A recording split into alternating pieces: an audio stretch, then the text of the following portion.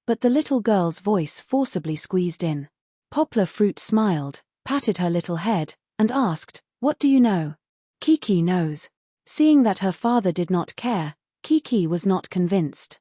She put her hands on her small waist, raised her head and said angrily, "Kiki knows why Auntie has long hair." "Why?" Before Zhang Yujie could stop her, Poplar Fruit asked curiously. Zhang Yujie quickly grabbed Kiki's little arm, not wanting her to say it, but Kiki's little mouth was faster. She proudly said, "Because Papa likes long hair." Poplar Fruit stared blankly at Kiki, who was in Zhang Yujie's arms.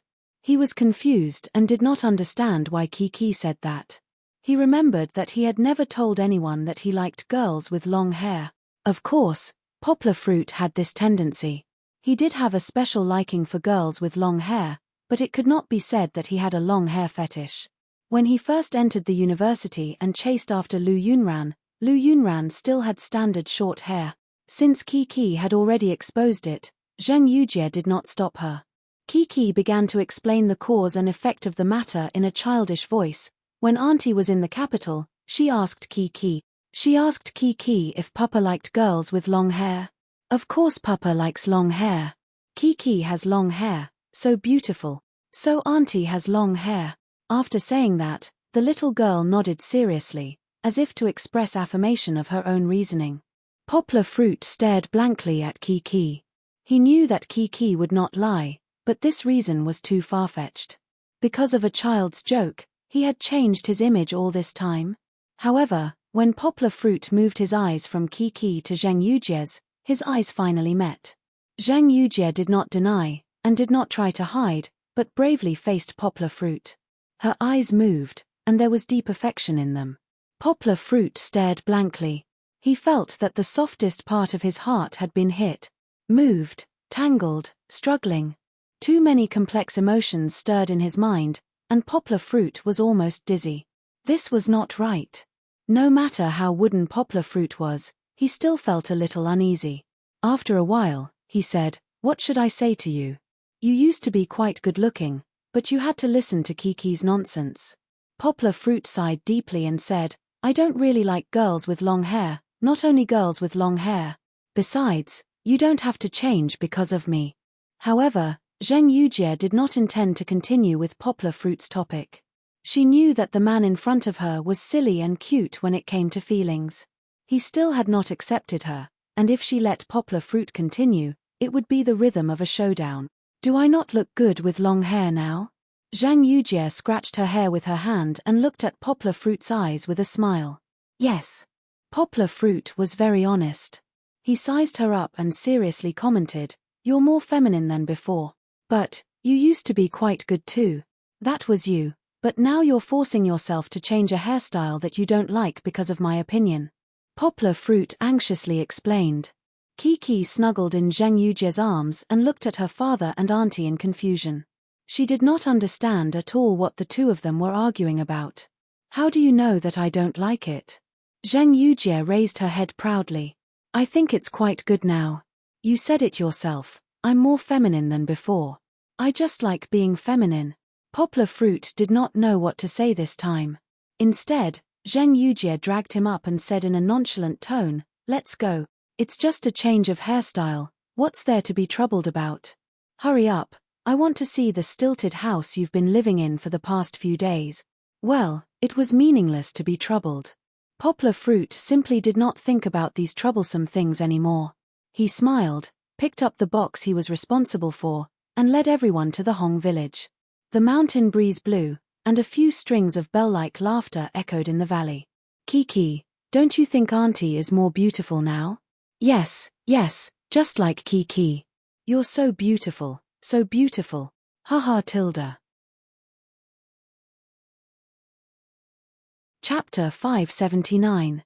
After arriving at the Hong village, Zheng Yujie's capable and fashionable dress attracted the curious onlookers of the Hong people, especially the children of the Hong tribe. After tasting the sweetness of Poplar Fruit, they all flocked to Zheng Yujie and reached out their small hands to ask for delicious food. Zheng Yujie was embarrassed. She was not prepared for anything. When she came, she was only thinking about seeing Poplar Fruit happily, and there was no room for second thoughts in her mind. Fortunately, Xiongkehu waved the bamboo pole to drive away the energetic children, and Zheng Yujie was able to calm down. Xiong Jiji and some other young adults carried the computer and other things to the school in the village first, and Poplar Fruit took Zheng Yujie to the place where they lived first. Because of the sudden arrival, Xiong Jiwu was not prepared. At this moment, Yi Nusang and Xiong Xiaolin hurriedly tidied up the room next to Poplar Fruit's. Their house was quite big, and there were many empty rooms, but there were some sundries in them. If they were not tidied up, they would not be able to live in them. Xiong Xiaolin wiped the windows and looked at Zhang Yujie enviously. Although Zhang Yujie's shoes were stained with a lot of mud, they were still clean and beautiful. She knew that she was going up the mountain, so she wore a slim-fit mountaineering outfit today. She had a pair of leggings, and the hem of her shirt was tucked in with a belt. She looked valiant and formidable. In Xiong Xiaolin's eyes, she was the image of a successful woman, and she was so handsome. Poplar Fruit carried Zheng Yujie's suitcase and put it in his room first, and Zheng Yujie followed behind with Kiki in her arms. Kiki and I will stay here for a while. Poplar Fruit pointed to the wooden bed and laughed. Remember to cover yourself with a quilt at night. Although it's summer, it will be very cold on the mountain at night. You're really a monster. Zheng Yujie did not respond to Poplar Fruit's words, but poked Poplar Fruit's waist and muttered, "How come you can even speak Miao language?" When they first entered the village, many of the children of Miao village did not speak Mandarin. Zheng Yujie was a little overwhelmed by the Miao language, but fortunately, Poplar Fruit was beside her and translated for her. "Hey, I learned it after I came," Poplar Fruit said proudly. "So fast?" Zheng Yujie asked in surprise. "You've learned it in just a few days." Monster. That's true.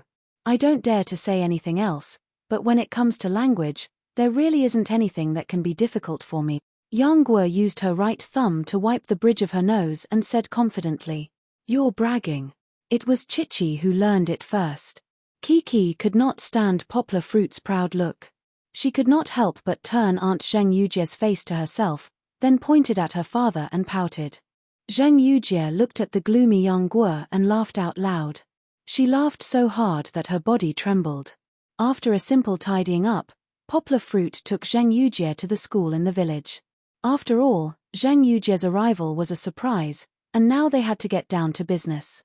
At that moment, the school, which was built on a 2-story building on a higher ground, was surrounded by the children of the Hong village. If it were not for Xiong Jisha, who was commanding a few strong men to block the entrance, they would have rushed in.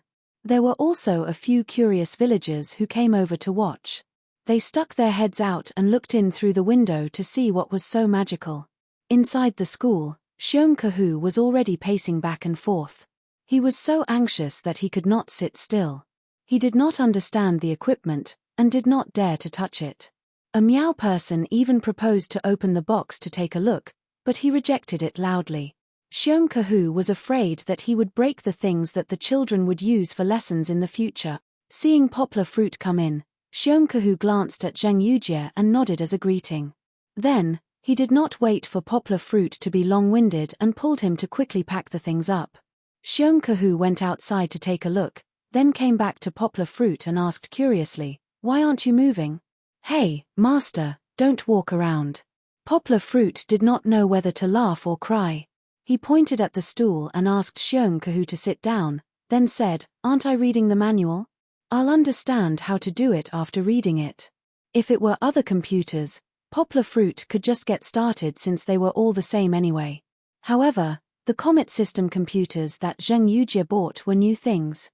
Poplar Fruit did not know if there would be anything special about them, so he first read the manual before assembling them. "I didn't bring CAI Simin with me this time." Zheng Yujie squatted beside Poplar Fruit and helped him carry the power cord and plastic packaging film in the box.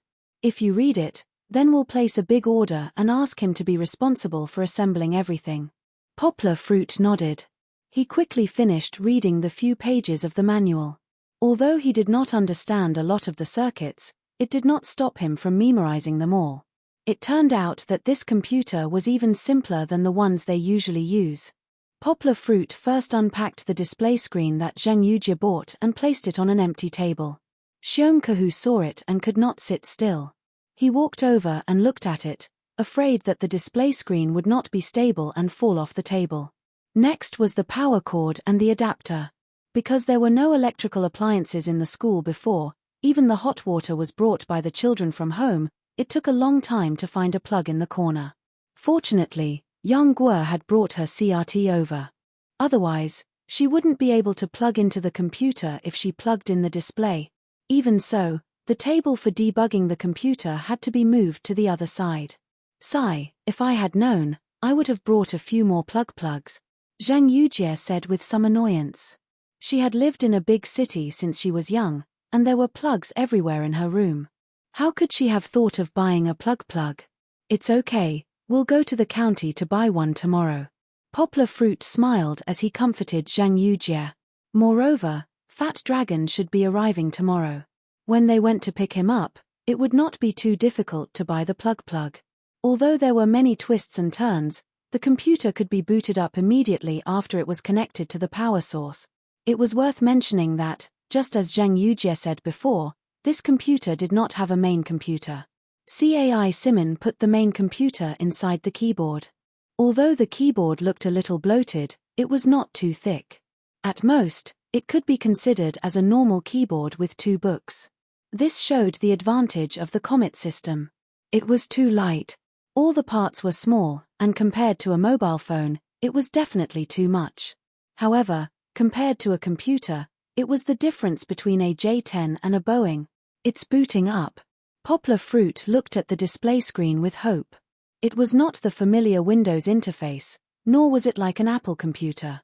Instead, it was a simple animation of a comet passing by and coming back. However, what surprised Poplar Fruit was that the booting speed was very fast. It only took 20 seconds to boot up. Just that, looking at the completely unfamiliar system behind, Poplar Fruit was stunned. How was he going to play this? Chapter 580. On this mountain with extremely simple living facilities, Zhang Yujie felt very uncomfortable. During the meal, the sour fish in the big bowl looked black and had a layer of chili oil floating on it. Zhang Yujie also saw Xiong Xiaofeng licking her chopsticks and putting them in the bowl to pick. She had no appetite at all. In the end, Poplar Fruit put down his chopsticks and went to make her a light fried pork with pickled vegetables. Zhang Yujie enjoyed the same special treatment as Kiki. Next was the room, which was not bad. The window was bright, and one could see the green mountains when one walked out. But it was a little simple inside. The bed was made of wood, and the quilt looked very old, exuding a strange smell. Zhang Yujie refused to use it, so Poplar Fruit had to exchange his own for hers.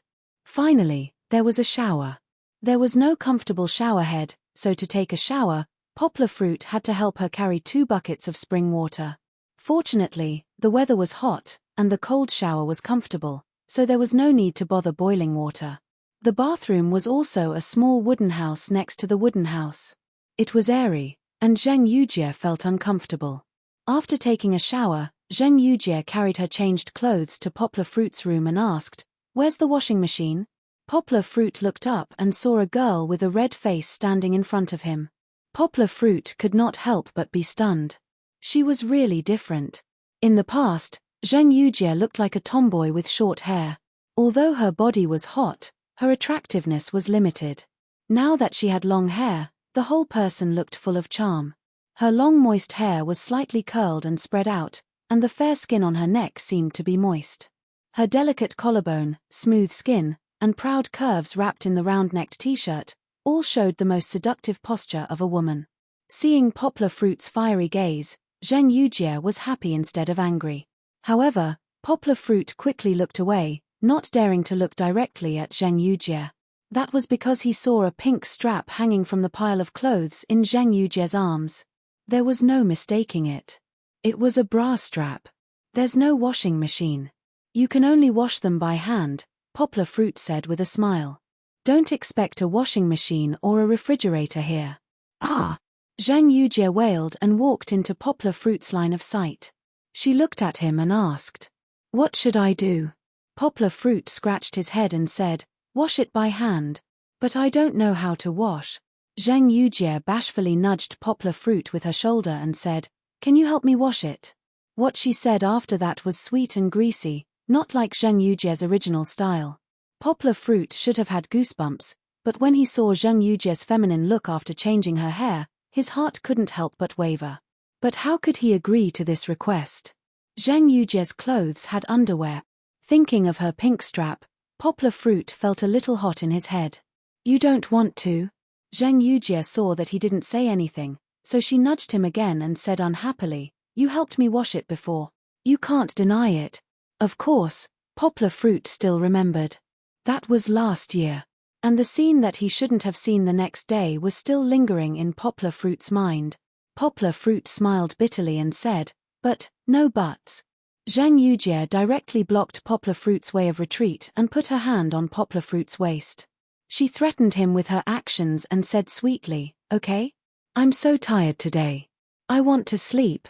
At this time, Kiki, who was dozing off at the side, got up from the bed. She kicked off the small quilt and waved at Zheng Yujie. "Auntie, can you accompany Kiki to sleep?" Okay.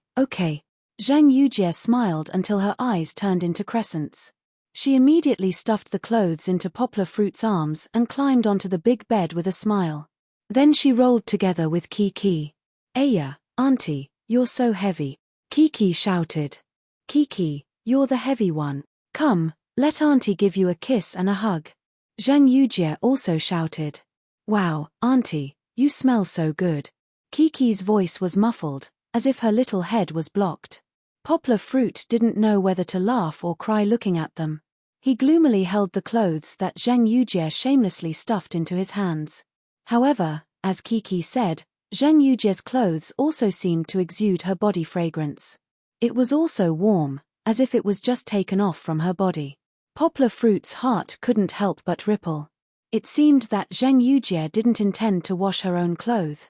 With a sigh, Yang Guo had no choice but to take her clothes and go downstairs.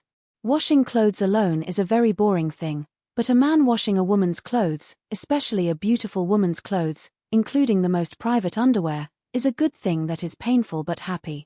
How much charm and gentleness is in this, there is no need to go into details. "You know, I know, Poplar Fruit knows, that's enough."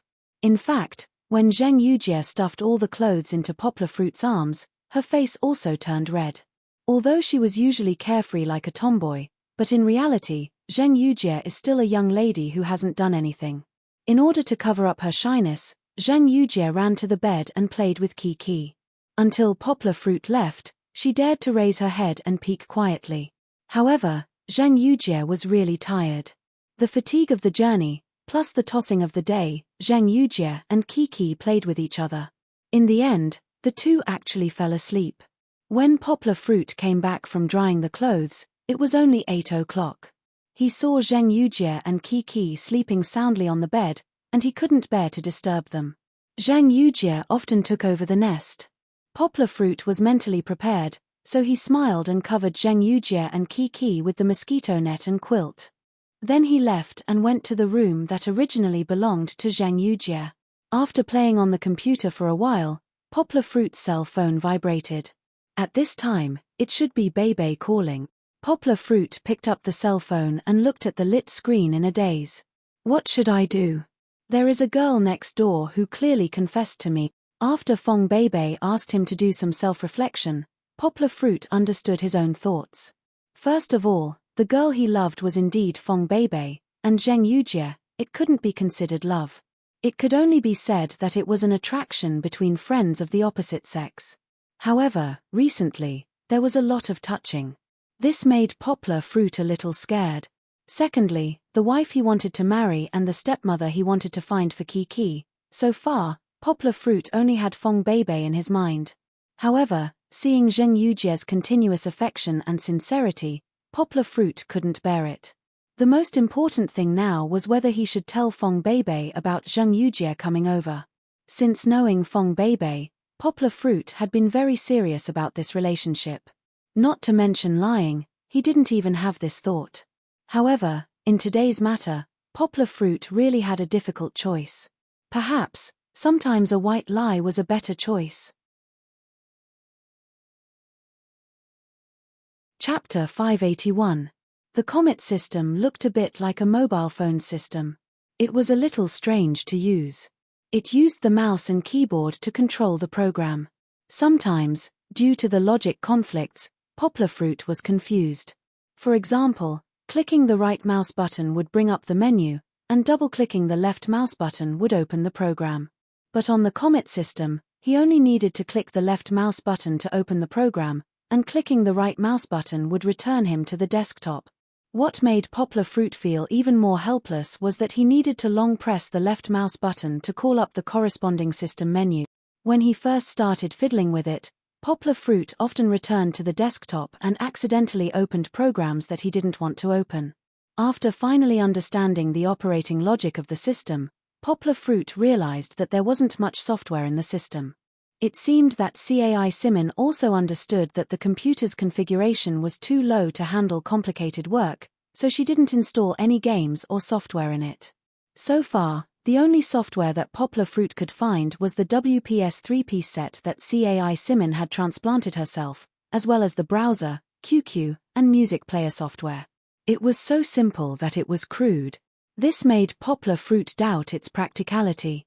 Although it could meet the minimum requirements for people to chat online, it didn't even have a video player.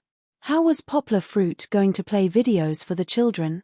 Luckily, Poplar Fruit had the foresight to summon his own computer expert, Fat Dragon. It was best to leave these professional tests to the professionals.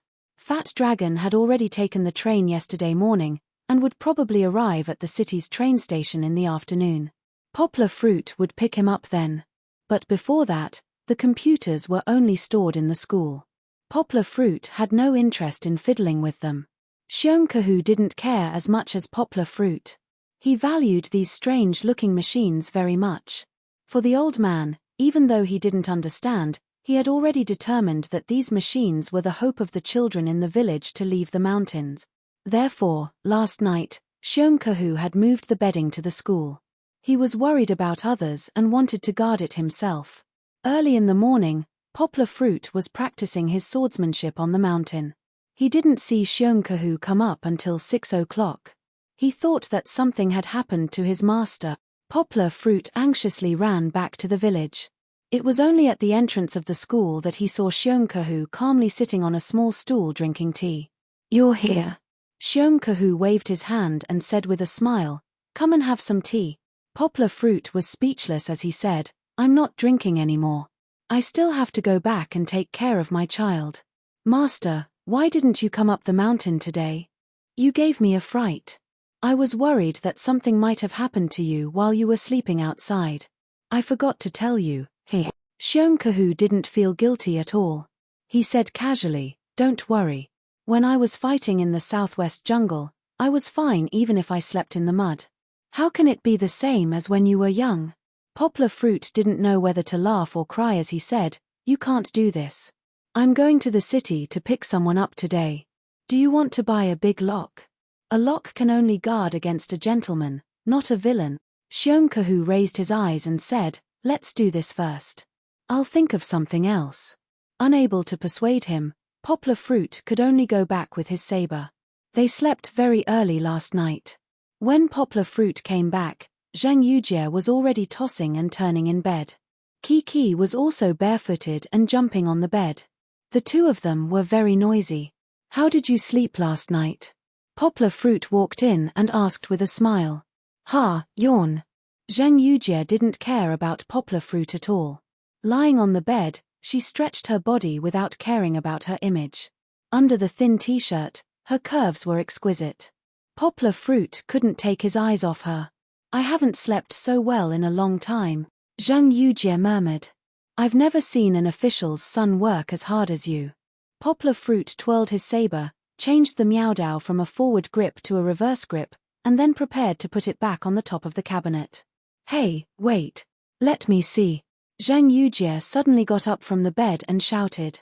Poplar Fruit thought that she was curious about the Miaodao in his hand, so he turned around and handed it to her. In the end, Zhang Yujie didn't take it. Instead, she looked at Poplar Fruit with shining eyes, as if she was looking at a rare animal. Poplar Fruit felt a little uncomfortable. He asked speechlessly, What are you looking at? I'm looking at you. Zhang Yujie crawled over.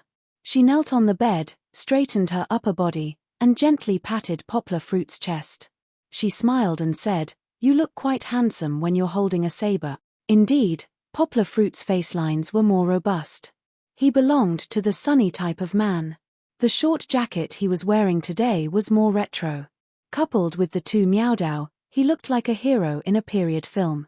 Although Zhang Yujie's words were bold and hot, she was still an inexperienced girl.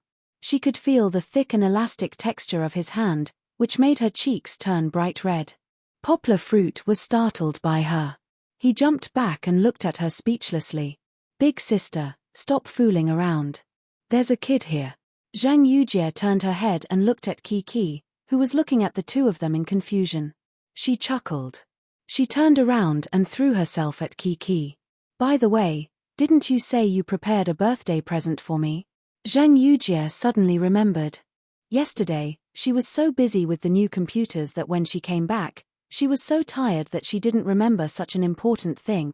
Poplar Fruit scratched his head guiltily and said with a dry smile, "Isn't the birthday present given on the birthday?" "That won't do." Zhang Yujie stretched out her hand and said, "I want to check the goods first. If I'm not satisfied, you'll have to make another one." This proud look, no matter how long her hair was, couldn't change. Poplar Fruit had to take out his school bag and take the wooden carving. "You made it yourself." Zhang Yujie was overjoyed. She took it and looked at the chubby little wooden carving with a smile. From the appearance, it was still far from a real handicraft. However, Poplar Fruit's affirmative answer made her smile so much that she couldn't close her mouth. Papa made a little pig for Auntie. Kiki also came over from Zhang Yujie's arm. She pouted and said, "It's better than Kiki's little pig." If Kiki didn't say it, Zhang Yujie wouldn't have noticed that this chubby wooden carving really looked like a little fat pig. Zhang Yujie suddenly raised her head and said angrily, "Hey, Poplar Fruit, what do you mean by this? You carved a pig for my birthday?" Poplar Fruit scratched his head and didn't dare to look into Zhang Yujie's eyes.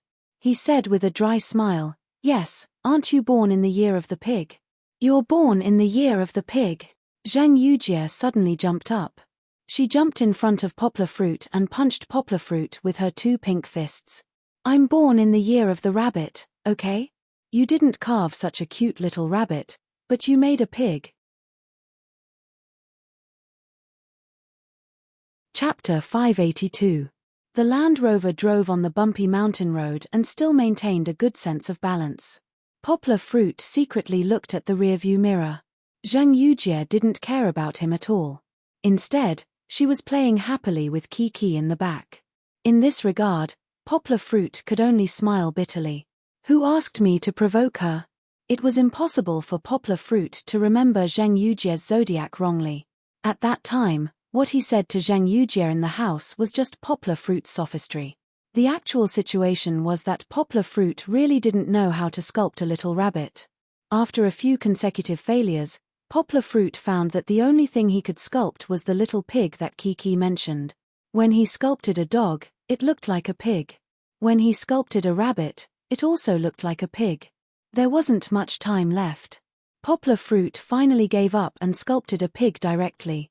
Needless to say, Poplar Fruit's final product was pretty good. At least this little pig was honest and cute. It looked decent. However, Zhang Yujie wasn't satisfied.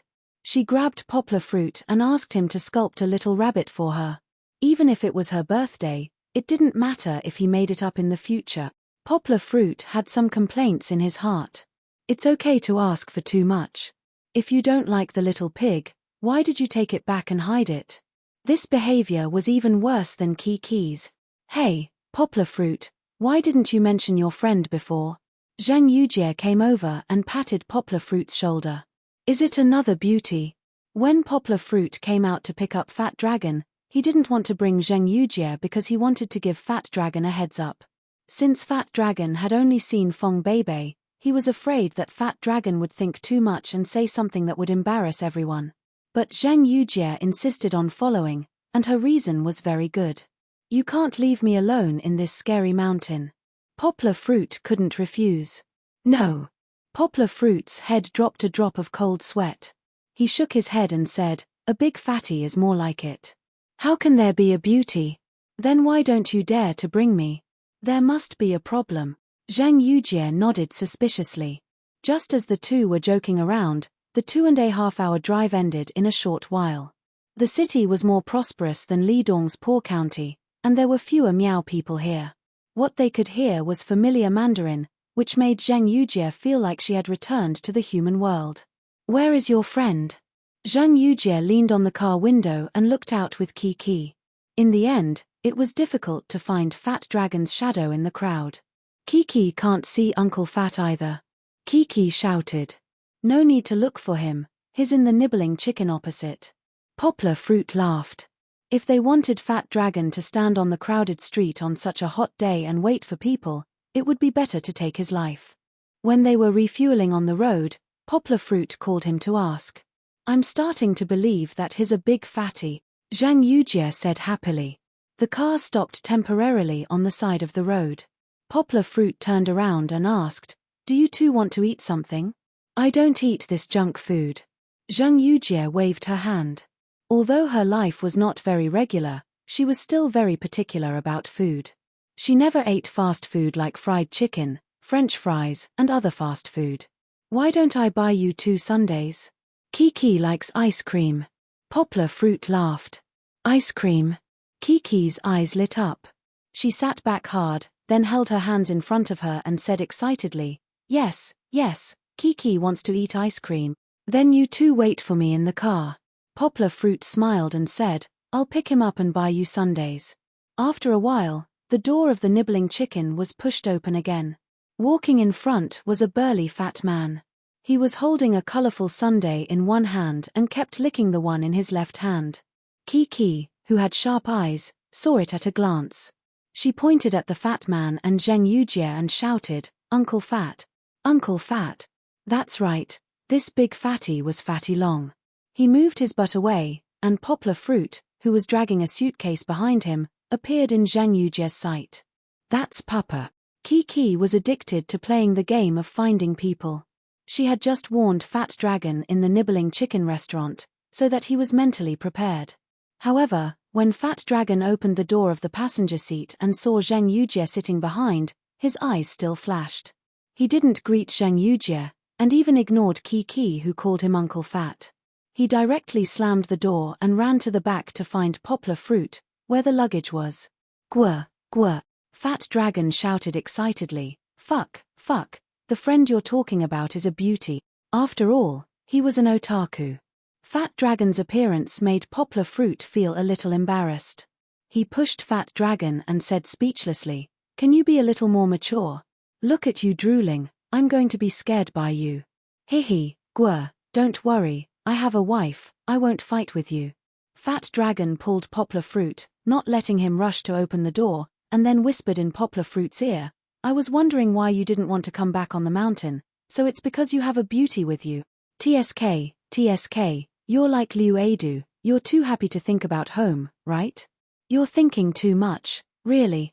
Poplar Fruit wanted to slap his head. "I'm doing serious business on the mountain, and she just came yesterday." "Then you admit it." Fat Dragon laughed. "But, what about my daughter's friend in Yangcheng? Did she fly away?" Poplar Fruit rolled his eyes and said, "Fly away? That's my girlfriend. This is my good friend, a pure boyfriend and girlfriend relationship. Do you understand? There's no such thing as a pure boyfriend and girlfriend relationship in this world. I didn't study much, so don't lie to me." Fat Dragon said with a wretched smile, "Aya, you're a man, I understand. It doesn't matter how many boats you want to step on, just hurry up and bring one back for our mom to see. Understand your sister. When did you become so close to my mom?" Poplar Fruit didn't know whether to laugh or cry as he pushed him away, opened the door, then turned around and said, "Are you getting in or not? If not, I'll leave you here." Fat Dragon then ran to the front passenger seat and got in. Just now, Fat Dragon suddenly closed the door. Zhang Yujie could see the two of them whispering in the car. She didn't need to guess to know that they were talking about her. After Poplar Fruit and them got in the car, Zhang Yujie asked generously, "You're the computer expert that Poplar Fruit was talking about, right?" "Hello, My name is Zhang Yujie. Hello, hello. My name is Long Ou. Long Ou stuttered and blushed, even though he was having a good time under the car, when he really faced Zhang Yujie. Poplar Fruit interrupted. What's Long Ou? You can just call him Fat Dragon. Chapter 583. The trip took nearly 6 hours. Although they left after lunch, it was already dark when they returned to Lidong County. It's so late. Are we still going to climb the mountain? Zhang Yujie looked at the dim streetlights outside and her heart was in a mess. Whether it was in the city or in the suburbs, as long as there were people, it was brightly lit. It wasn't like Lidong County. In order to save on municipal expenses, the streetlights were only turned on 1 or 2 blocks apart. I can't climb. I'm so sleepy. Fat Dragon sat in the car the whole time. He was still panting heavily. He didn't know if he was pretending or not. In any case, he made Kiki giggle. There's no rush to go back. Stay in the county for the night and leave tomorrow morning. Poplar Fruit said. He didn't expect it to be so late. However, since he had picked up someone, he didn't need to rush. So, he changed his mind halfway. He changed his route and went to the county to find Meng Ping to stay the night. Poplar Fruit didn't go to the hotel. Instead, he drove to Meng Ping's house. It wasn't because the two had become close because of the incident at the Public Security Bureau. On the contrary, Meng Ping and Poplar Fruit were still indifferent. After that, they didn't talk on the phone. If it wasn't for Poplar Fruit suddenly wanting to know how Meng Ping was doing, he wouldn't have gone to look for trouble. Because he didn't tell him in advance, Poplar Fruit only called him when he arrived at Meng Ping's house. However, when he heard Meng Ping's muffled voice and seemed unhappy, Poplar Fruit really regretted it. He braced himself and waited downstairs. Poplar Fruit whispered to Fat Dragon and Zhang Yujie so that they wouldn't be scared by Meng Ping's strange logic. Meng Ping was indeed in a bad mood. Seeing him come out from the shadow behind the door with a gloomy face, Kiki was so scared that she buried her head into Zhang Yujie's arms. A small ponytail stuck up between 2 proud peaks. Fat Dragon secretly swallowed twice. Since there were guests, no matter how unhappy Meng Ping was, he had to accompany them for a while. However, when Poplar Fruit mentioned his request, Meng Ping suddenly slammed the chair and exploded. Meng Ping's anger was not directed at Poplar Fruit. He scolded angrily, "Don't mention this. I'm angry when you mention it. A bunch of mediocre people who will harm the country and the people." Poplar Fruit only understood what had happened after hearing Meng Ping's angry speech. Although Meng Ping wasn't optimistic about Poplar Fruit's long-distance education, his character was still very good. Since he agreed to help, he would remember it in his heart. The next day at work, Meng Ping spent the whole day researching and writing reports. In the end, just as he handed in his report, it was thrown back by the bureau chief in less than 2 minutes. Using the word thrown wasn't the right word. After all, he was a deputy bureau chief, not an ordinary staff member. However, the bureau chief's words to him weren't polite at all. He didn't even let Meng Ping sit. He directly pointed at Meng Ping's nose and scolded, "If you have time, you should put more effort into your work. Don't think about taking advantage of others, and don't mix with those dubious people." He scolded Meng Ping, but it didn't convince Meng Ping at all. If it was just that his report was rejected because it wasn't feasible, Meng Ping wouldn't have done that. However, the bureau chief didn't care about Meng Ping's report at all. The words that made Meng Ping very embarrassed were all indirect curses. All of the spearheads were pointed at him and Poplar Fruit, who had a conflict with Liang Huisheng, the second generation of the government official. That's right. The narrow-minded young Master Liang couldn't take it lying down. That night, he went behind his father's back and found the bureau chief of the Education Bureau to help him vent his anger. The bureau chief of the Education Bureau obviously wasn't as far-sighted as Liu Guoliang. He wanted to hug Liang Shengtao's thigh wholeheartedly. With such an opportunity, he naturally wanted to perform well. However, Meng Ping wasn't a soft egg that could be bullied by others. After he was scolded dizzily, he held his report and walked out of the office. The more he thought about it, the more he felt that something was wrong. After he figured it out, his anger suddenly rose. Before he could return to his office, Meng Ping grabbed the report and rushed back to the bureau chief's office. One was the bureau chief who used his power to bully others, and the other was Meng Ping, who never knew what obeying a leader meant.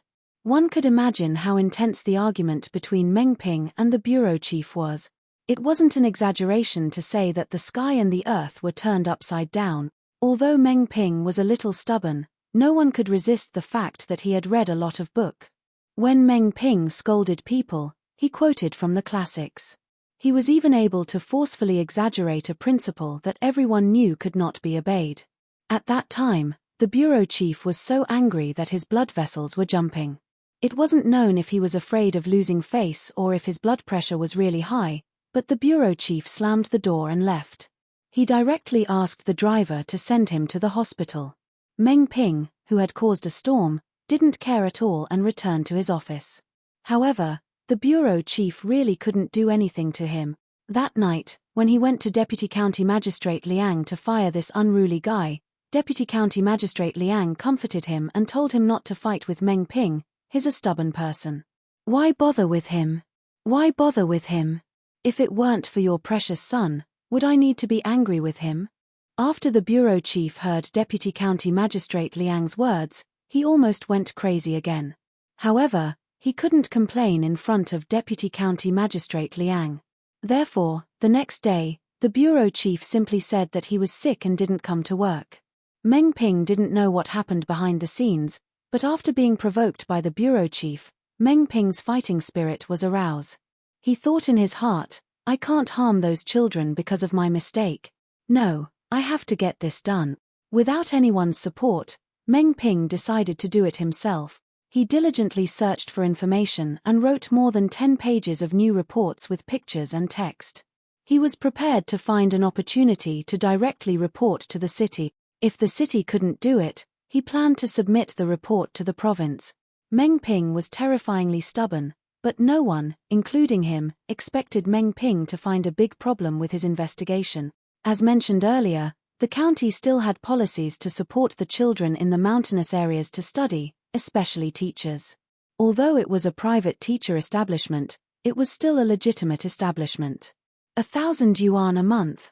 When Meng Ping was searching for information, he inadvertently found out that although the 2 teachers in the mountainous areas hadn't been established, a salary of 2,000 yuan a month was still given out. How is this possible? Meng Ping was shocked. He hurriedly looked at the other 3 poor areas.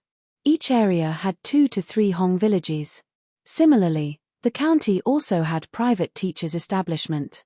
According to what he knew, there were 6 establishments in these 3 places.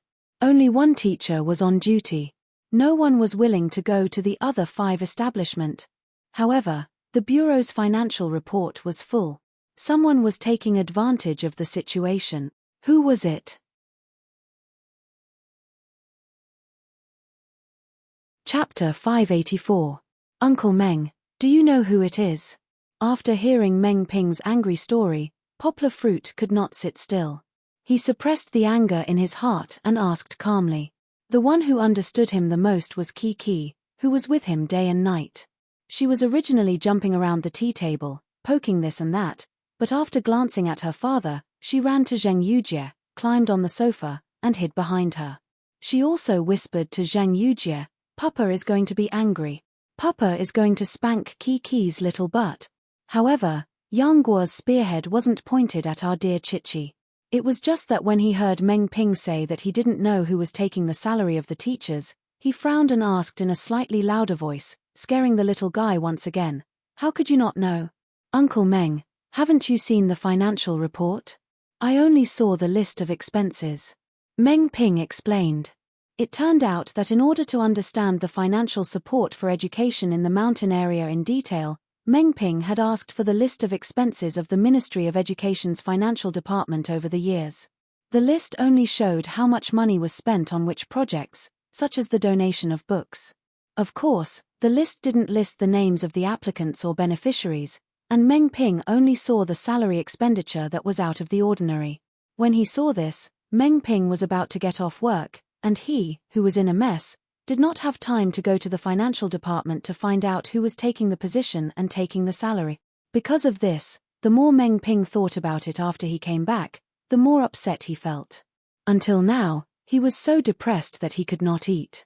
If poplar fruit had not come, he would probably still be thinking about it. I will go to find out when I go to work tomorrow.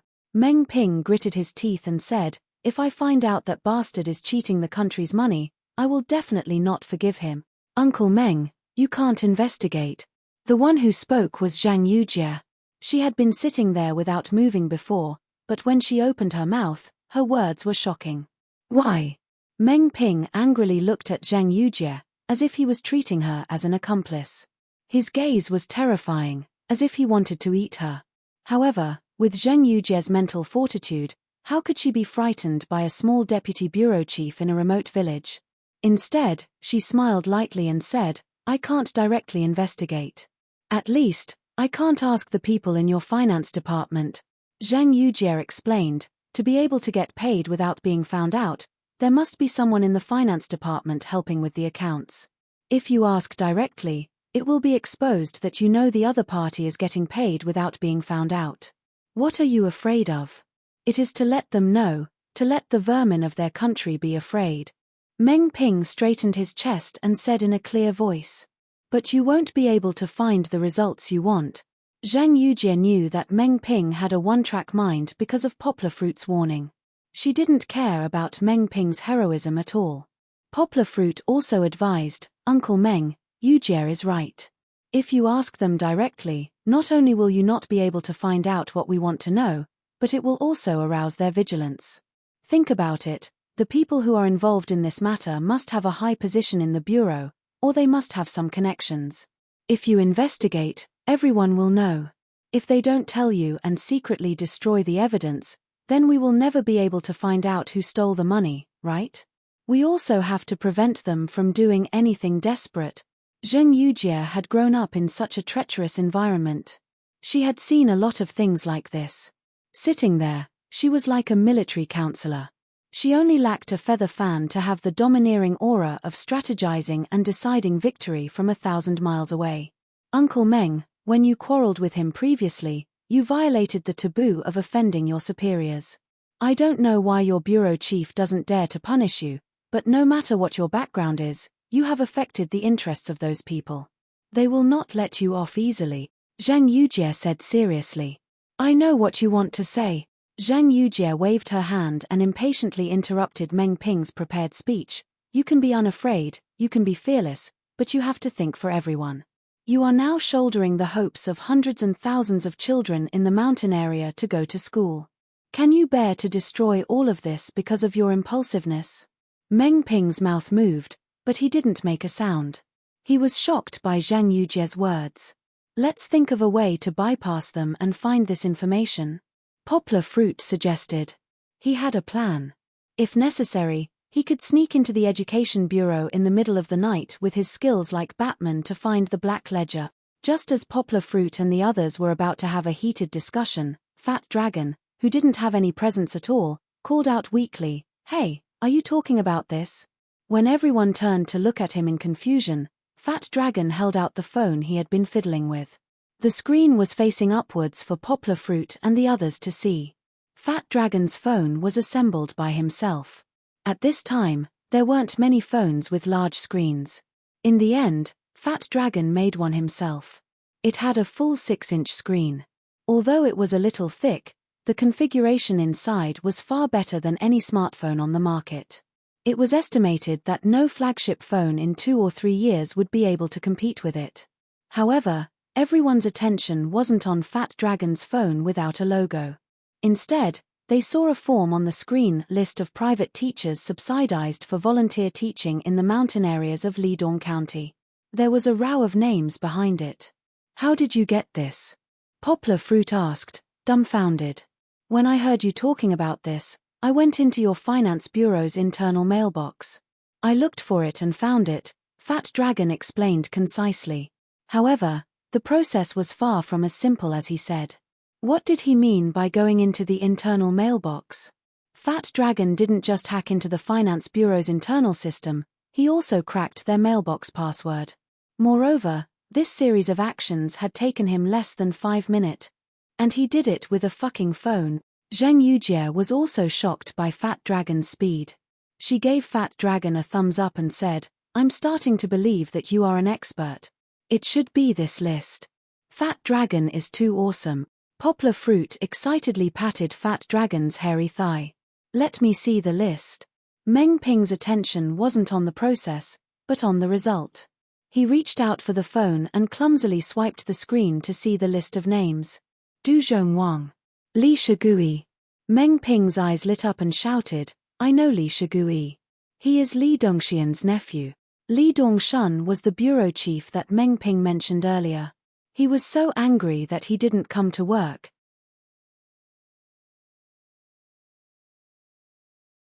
Chapter 585. Rushing around the corner, Poplar Fruit let out a sigh of relief when he saw the scene in front of him. "Fortunately, I didn't lose out." Zheng Yujie told Poplar Fruit before that she practiced taekwondo, and it wasn't a lie. A man fell down in front of her, and there was a conspicuous shoe print on his chest.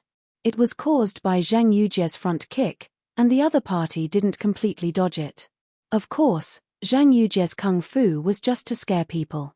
Poplar Fruit knew that with her strength, she could barely handle one-on-one. If she was surrounded by 5 men like now, she wouldn't be able to handle it. Fortunately, Poplar Fruit arrived in time. Just like how Zheng Yujie protected Kiki just now, Poplar Fruit hurriedly came up, reached out and grabbed Zheng Yujie's waist, and easily pulled her behind him.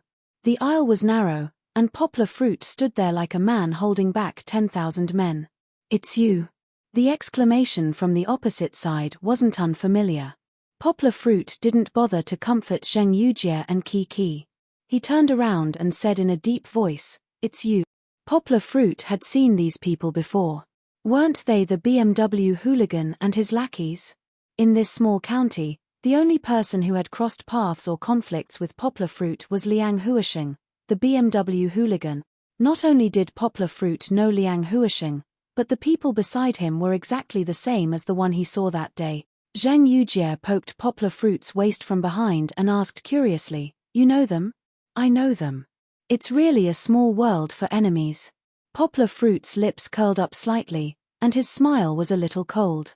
If it was someone else, Poplar Fruit would probably ask Zheng Yujie what happened, but Liang Huisheng? What else could this lecherous hooligan do besides groping women? Seeing Poplar Fruit, Liang Huisheng felt both depressed and happy. What was depressing was that every time he saw Poplar Fruit, it was always the same opening. He would flirt with a beautiful woman, and in the end, one of his men would be defeated. What's more, the beauty he had his eyes on this time was also a troublemaker. Her long legs that could make people lose their minds were full of vigor and power. For a moment, it even scared the men on his side. What made Liang Huisheng even more depressed was that all the rare beauties in Ledong were related to his sworn enemy, Poplar Fruit. Why didn't his father, the county mayor, have such beautiful encounters? His joy was because he couldn't find the Poplar Fruit no matter how hard he tried. In the end, the Poplar Fruit delivered itself to his doorstep. When he heard from Bureau Chief Liu that Poplar Fruit didn't have any background, he regretted not keeping the Poplar Fruit. These days, as long as he thought about the grievances and humiliation that Poplar Fruit had brought to him, he couldn't eat. Just because Liang Shengdao was in Ledong County with one hand, his son couldn't find anyone he wanted. Poplar Fruit wasn't a local, and if there was no news of the Poplar Fruit's car in the county, Liang Huisheng would be at a loss. He thought that Poplar Fruit had slipped back to Guangdong province, and there was no hope for revenge. There's a way to heaven, but you don't want to take it. There's no door to hell, but you just have to come. Liang Huisheng said in a genteel manner, and said proudly, "Do you know how many days I've been looking for you?" Poplar Fruit had a very bad impression of this BMW hooligan. He said coldly, "You can't change your bad habits. Haven't you been beaten enough? I'll beat you up, motherfucker." Liang Huisheng felt very embarrassed. He threw the baseball cap on his head. "You're about to die, yet you're still so stubborn. Today, I'll let you know how to write the word death." Not only did he throw the cap, but he also kicked it fiercely. The baseball cap flew toward Poplar Fruit like a shuttle. However, it was a little inaccurate. Poplar Fruit didn't even have to dodge. The baseball cap hit the glass window next to him. At this time, a person suddenly appeared behind Poplar Fruit and Zheng Yujie. It was one of Liang Huasheng's lackeys. If Poplar Fruit looked back, he would definitely recognize the guy with the baseball bat that day. He was the smartest person under Liang Huasheng. The moment he saw Poplar Fruit, he thought of Poplar Fruit's vigorous skills that day. He knew how powerful Poplar Fruit was. He was worried that they couldn't beat Poplar Fruit in such a narrow space, so he sneaked away and ran in a big circle behind Poplar Fruit. His idea was very clever. It wasn't just a pincer attack. Zheng Yujie and Qi were behind Poplar Fruit. He didn't believe that Poplar Fruit could beat 5 people by himself with so many scruples. Poplar Fruit actually didn't let down his guard. He knew that if it was just a competition of whose fist was bigger, 5 more people wouldn't be enough for him. However, Liang Huasheng was a genuine local tyrant. Poplar Fruit felt that it was a little unbelievable that he was released from the Public Security Bureau. He didn't think that he had any advantage. He could only say that he was lucky. If there was a second time, like today, Poplar Fruit didn't think that they would have a chance to escape if Liang Huasheng called the police. After all, Liang Huasheng was Liang Shengtao's son. From the information that Fat Dragon found yesterday, Liang Shengdao was definitely the biggest boss in Litong County. Of the 36 stratagems, escape was the best. Poplar Fruit made up his mind to find a chance to escape the moment they met. Although it was very frustrating, it was never too late for a gentleman to take revenge. Fighting with the other party was the stupidest choice. Poplar Fruit, who had been paying attention to the escape route, noticed the guy behind them when he appeared. Before the people in front of him could react, Poplar Fruit was the first to react. Be careful. Poplar Fruit grabbed Zheng Yujie with his left hand. He didn't care if his big hand was pressing on Zheng Yujie's perky butt. His big arm pulled Zheng Yujie's body. Amidst Qi's screams, Poplar Fruit turned sideways. His left leg almost drew a perfect circle in the narrow space. Bang! With a muffled sound, Poplar Fruit's leg came down from the top. He didn't even have time to react. It directly hit the shoulder of the person behind him. Poplar Fruit even held back. Even so, the person didn't make a sound and fainted on the ground. His shoulder blade seemed to have collapsed. Poplar Fruit was a little nervous. He seemed to have gone too far this time. At this time, Poplar Fruit couldn't help but regret. After dealing with the people behind him, the people in front of him screamed and rushed up. Although their teammates had been cleanly dealt with by Yang Guo, their master's clamor made them charge forward, dauntlessly wave their brooms and stools as if they had been injected with chicken blood. Beat them to death. Don't misunderstand, this wasn't Liang Huasheng's words. Poplar Fruit didn't know whether to laugh or cry when he heard the fearless Zheng Yujie shout.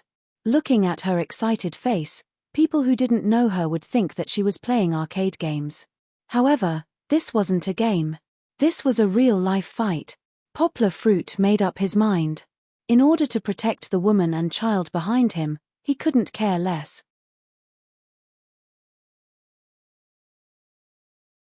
Chapter 586. Don't look at how Liang Huasheng and his lackeys were waving their weapons and yelling. Yang Guo didn't even put them in her eyes. Especially in this narrow aisle, where only one person could enter at a time, it was too easy to do so. Poplar Fruit even had time to stretch his hand behind him. He pulled Zheng Yujie, who was holding her daughter, and said without turning his head, "Follow me." Before he finished speaking, a black shadow came in. It was the broom in the leader's hand. Poplar Fruit's left hand backhanded, and with a poof sound, the broom hit the wall next to him.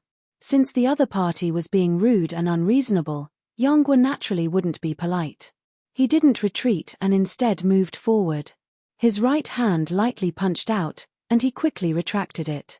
That person only felt something flash in front of his eyes, and his nose seemed to have been inexplicably hit by something heavy. His head was dizzy, and tears and blood flowed out of his nose. His whole body swayed, and he fell to the side. The people behind him were so excited that their eyes were red. They did not notice that their brother in front of them was knocked down so quickly. When they saw a gap, they squeezed in with a strange cry. Before the person arrived, the sound came first. A red plastic stool smashed in front of Yang Guo. He could dodge it, but if Poplar Fruit dodged it, what would happen to the people behind him? Zheng Yujie obediently followed him closely, and Qi was hiding behind her father because she was scared. In a flash, Poplar Fruit made a decision. He raised his right hand and blocked in front of his head. Under the thin shirt, his muscles were tight, and his arm instantly swelled up, stretching the shirt. Catcher! With a crisp sound, the plastic stool broke from the middle, leaving only the plastic leg in the hands of the dumbfounded guy. Poplar Fruit's eyes were filled with doubt. He really didn't feel any pain. Poplar Fruit had internal energy to protect his body, so his resistance to attacks was quite strong. In addition, the plastic stool was light, so it didn't hurt much. Therefore, this attack was like scratching an itch through one's boots. Other than leaving a grey mark on his clothes, there was no other effect. When he confronted Liang Huisheng at the Public Security Bureau last time, Poplar Fruit did not dare to resist. It was not because he was afraid, but because he was worried that Qi would be implicated. The other party was a bastard. Who knew if he would bite everywhere like a mad dog? This time, Poplar Fruit wanted to end the battle as quickly as possible, then take Zheng Yujie and Qi away from this troublesome place. It was absolutely irrational to tangle with a local tyrant in his territory. Therefore, his movements started to become bigger. Without waiting for the other party to attack again, Poplar Fruit snorted. His right hand, which had just been hit by the stool, stretched forward and opened his 5 fingers. Like an eagle catching a chick, he grabbed the head of the person in front of him. The opposite person's face was covered. He kept screaming and waving his hands in the air. But before he could touch Poplar Fruit's hand, a huge force came from Poplar Fruit's hand. He almost had no room to resist, and his whole body involuntarily fell back. However, Poplar Fruit did not let him off so easily. Poplar Fruit strode forward, and the person who had just hit Poplar Fruit with the stool was pushed back by Poplar Fruit's right hand. In order to not let him fall to the ground, Poplar Fruit simply stretched out his left hand and grabbed his arm to support him. Speaking of which, these guys who spent all day drinking had hollowed out their bodies. There was not much meat on their arms, and they were like bamboo poles. Under Poplar Fruit's huge force, they could not move at all. Liang Huisheng and another gangster who were following behind didn't see what happened because their line of sight was blocked. By the time they reacted, their brother was being carried over by Yang Guo like a sandbag. It was as if they had been hit by a high-speed bus. Liang Huisheng and his followers fell to the ground one after another like dominoes. Aya, don't push. Liang Huisheng made a mistake. Listening to his scream, people who did not understand him would think that he was squeezing on a bus. Big idiot, you fucking pressed on my leg. Ouch, it hurts, it hurts. Liang Huisheng fell to the ground and was pinned down by his own people. It was not easy for him to get some space to breathe. The shame in his heart soared, and he painfully cursed again. Don't go if you have the gut. Liang Huisheng used one hand to support the follower who fell on top of him, and used the other hand to point at Poplar Fruit who went around them, and shouted in exasperation. So what if I go? Are you going to stop me? Zheng Yujie's temper rose. When she was young in Beijing, she was also a domineering person. She was the one who bullied others. How could others shout in front of her? With Yang Guo backing her up, even if she was facing so many men in a strange place, she was not afraid at all. Instead, she bit her lower lip and rushed up with a face full of excitement. With a pa sound, she gave Liang Huisheng a kick. Ouch! Zheng Yujie's kick just happened to land on Liang Huisheng's outstretched index finger. Suddenly, Liang Huisheng felt that his finger was about to be broken. The intense pain made him wail again. Li Dong's number 1 young master's face was completely lost. When he came back to his senses, Poplar Fruit and the others had already disappeared. At this time, his followers slowly recovered from Poplar Fruit's attack. Ouch, ouch. The guy who usually only knew how to bully others was too weak to even stand up to a gust of wind. Who told you to buy a watch? Liang Huisheng pushed the one on top of him. Only then did that person quickly stop screaming and pull his master up. Until everyone stood up, the guy who was just a meat cushion for Liang Huisheng and the others did not move. With 2 people on top of him, It was enough for him. He was now very weak, and did not react for a long time. Motherfucker, go after him, go after him. Why are you still standing here foolishly? Liang Huisheng angrily jumped up and slapped the follower who just pulled him up. In the end, he touched his finger that was just dislocated by Zhang Yujie's kick, causing him to grimace in pain. After being slapped by Liang Huisheng, those lackeys seemed to have woken up from a dream and hurriedly rushed out one by one. Too handsome, too handsome. Zhang Yujie was pulled out by Poplar Fruit. At this time, Kiki was already in Poplar Fruit's embrace. Zhang Yujie excitedly patted Poplar Fruit's shoulder. Poplar Fruit was speechless as he looked at this violent woman.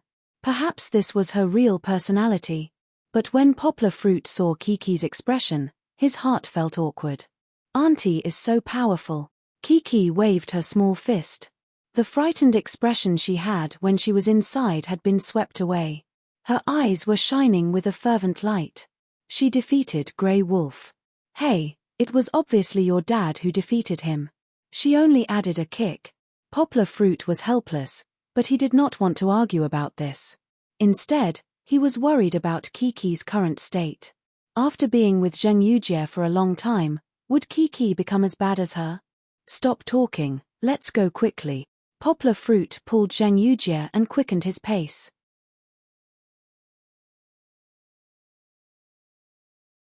Chapter 587. Thump, thump, thump.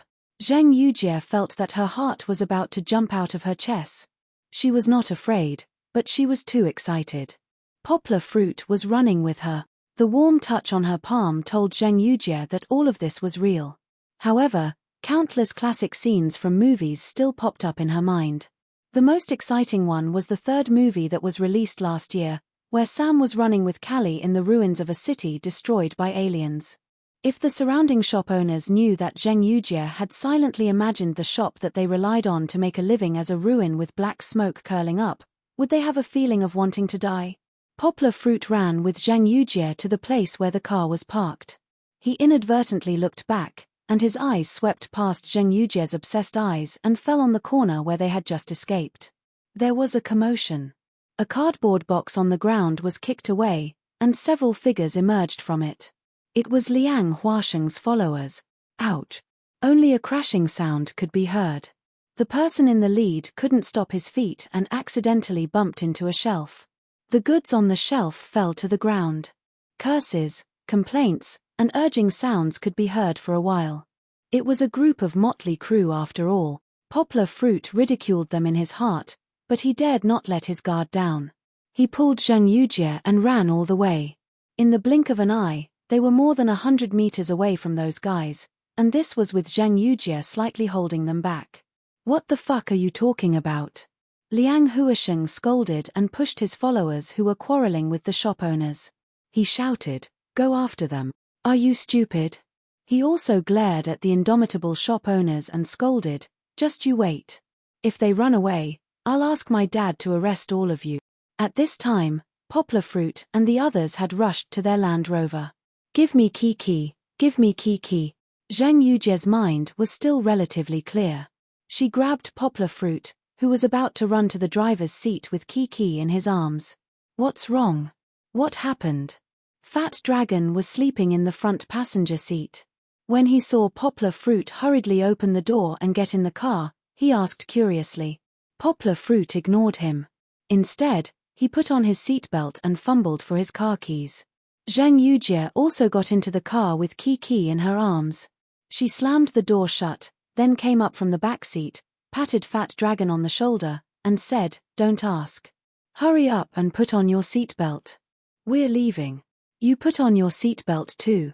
Poplar Fruit took the time to turn his head and look at Zhang Yujie.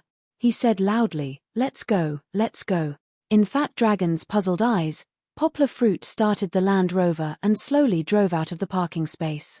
At this time, the four people just jumped out of the shopping mall in embarrassment. They looked around.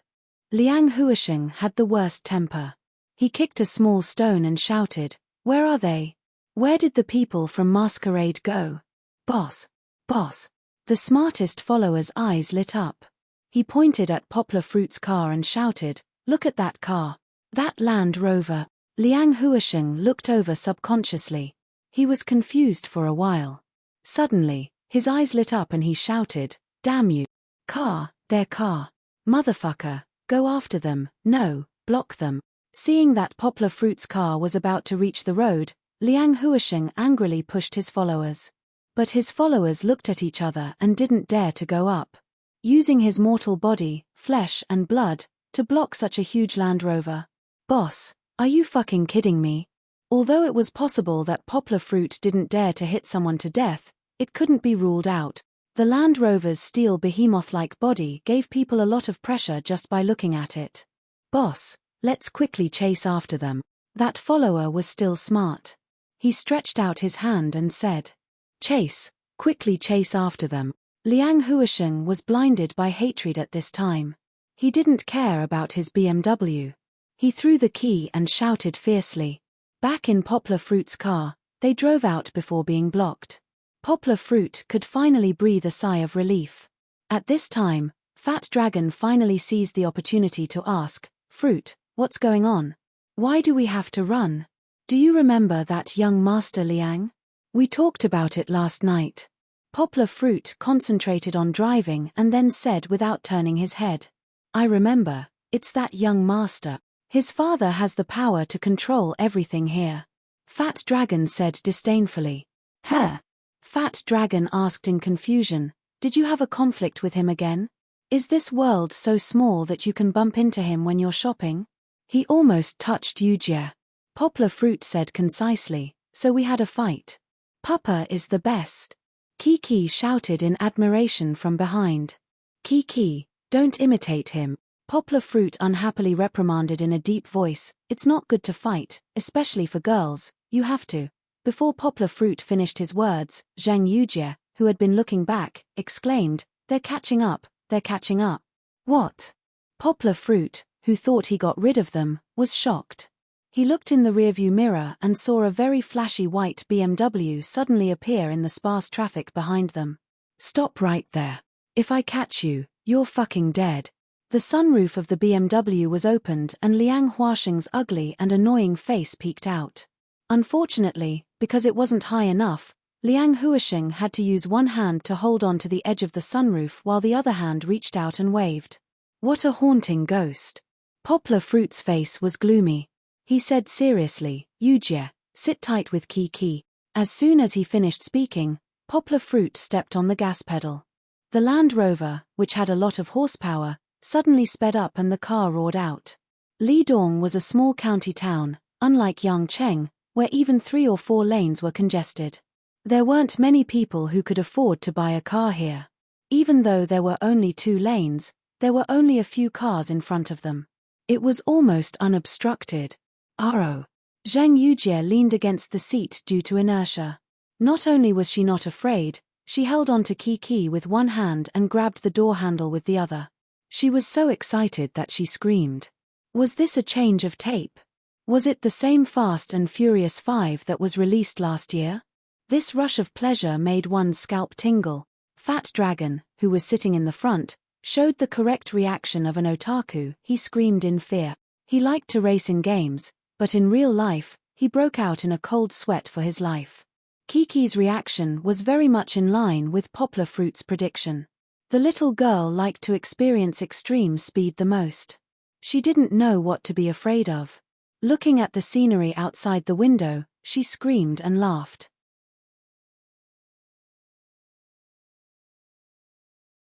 Chapter 588. Old man, did you see a car drive by?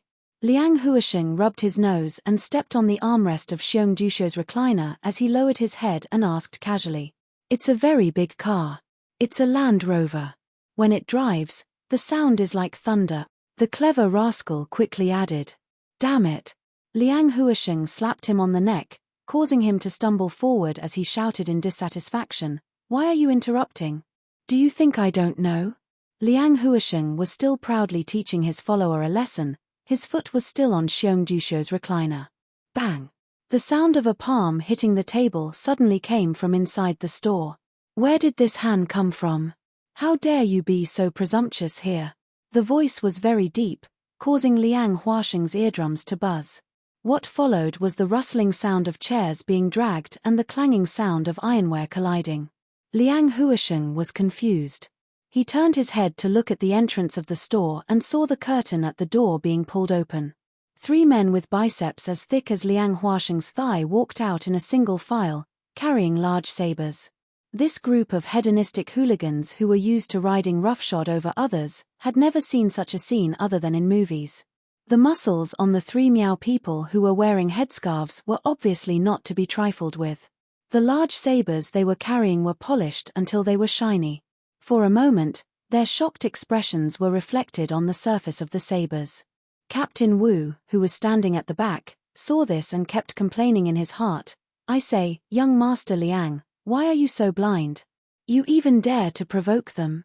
The store was located in the middle of nowhere on the mountain road. There was not even a single car passing by. Do you think this kind of boss is a normal person doing business? That's right, the store did exist in the form of a scam. The customers were the tourists passing by. Although they would not forcefully kidnap you, if you wanted to rest and buy something to eat, you would have to face 100 yuan worth of mineral water and 500 yuan worth of instant noodles. Don't say that you don't want to buy after asking the price. Since you asked, you should pay up obediently. Otherwise, the swords of the Miao people who stayed in the store all day were not a joke. Poplar Fruit should be happy. He had always been treated with hospitality. He had never seen the real side of this scam. Don't do it, don't do it. Captain Wu had no choice. He could only bite the bullet and rush up, blocking in front of Liang Huaxing, and said with a smile, "It's all a misunderstanding, a misunderstanding." Misunderstanding? You put your foot on my head and you call that a misunderstanding? Xiong Juxiu, who was lying on the recliner, suddenly said this. At this time, the Miao man with a knife, he pointed his knife at Liang Huaxing and shouted, "You fucking want to die? That foot, show me your foot." His voice carried a strong smell of gunpowder, as if he wanted to remove one of Liang Huaxing's thighs.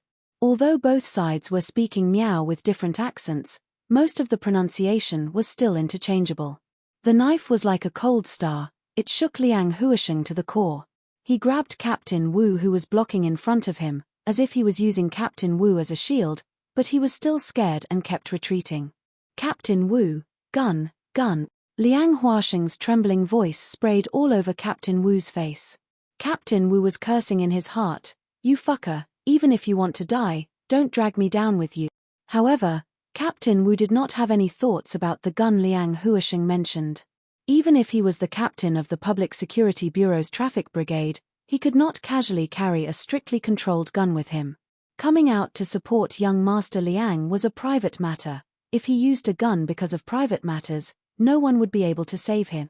Not to mention that he did not bring a gun when he left today. Even if Captain Wu brought a gun, he would not dare to use it. The Miao people were very vengeful. If he killed or injured any of them, he would not be able to leave this mountain today. No gun, no gun. Captain Wu waved his hand and said with a bitter smile, "Young Master Liang, I think we should." Hearing about guns, the Miao people with knives paused. It was not that they were afraid of these guys in tiger skin, it was just that no one wanted to be wrongly killed by a gun without eyes. But, no gun? Hee. The Miao people were no longer afraid at this moment. They approached step by step, while Liang Huaxing and the rest were scared and retreated step by step. The Miao people, including Xiong Juxiu who rushed over, were only 4 people, while Liang Huaxing and the rest were almost 3 times their number. Even so, Liang Huaxing and the rest did not dare to move. Of course, there were only a few people in front. The police who followed behind did not have the prestige of a police officer at all. They all stayed far away and almost hid back in the car. Wait. Finally, Liang Huaxing, who felt superior in his heart, suddenly summoned the courage to call out, Do you know who my father is?" Liang Huaxing did not notice that they were all looking at him like he was an idiot. He said proudly, "Let me tell you, my father is Liang Shengdao, the county magistrate who is in charge of you. Do you know that? If you don't put down your knives, I'll call someone to arrest all of you in a minute." Captain Wu wanted to cry but had no tears. He wailed in his heart, "My young master, you're still showing off here? Do you think others will be afraid of you? If they can arrest us, Do you think we're just standing here for decoration? Get out. Although Xiong Jijiu was the youngest of the 4 strong men, he stood in front with his knife, looked at Liang Huisheng coldly, and spat out a word. Liang Huisheng felt so wronged today that he wanted to die. He was beaten for flirting with a beauty, he could not beat Poplar Fruit in a fight, he could not even touch the exhaust of a car when he was chasing someone, and then he was chased out of this small shop that looked easy to bully with a knife. What was going on today? Why was he always so unlucky? Hey, can you be reasonable? Liang Huasheng's face turned red as he stammered, I only asked one question. Do you have to be so aggressive? Oh my god. It was always him who bullied others, but today Liang Huisheng actually complained about being wronged. The followers next to him all looked at Liang Huisheng, who was like a wronged little wife, with a stunned face. They saw him sniffle, and his eyes were a little red as he cried, Who are you? What enmity do I have with you? It's fine if you don't want to say it, but you still want to bully people? Let's go, let's go. Liang Huisheng pretended to be disdainful and shouted, Only ghosts want to waste time in this damn place. Captain Wu, do you know the way? Let's go to that damn Xiong village. Damn it, I think that kid must have run there.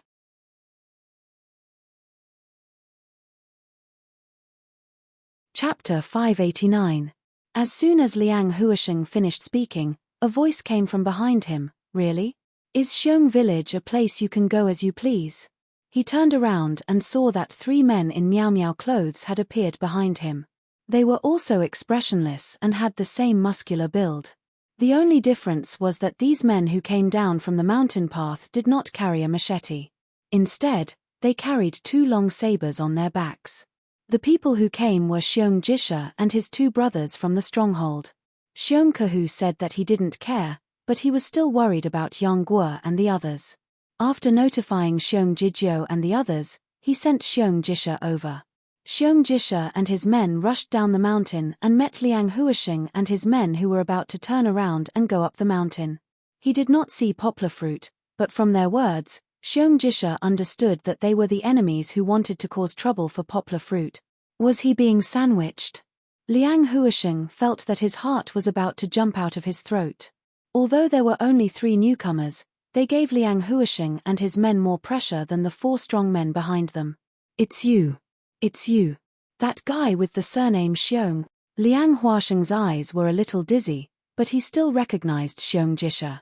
However, he felt that Xiong Jisha was majestic today.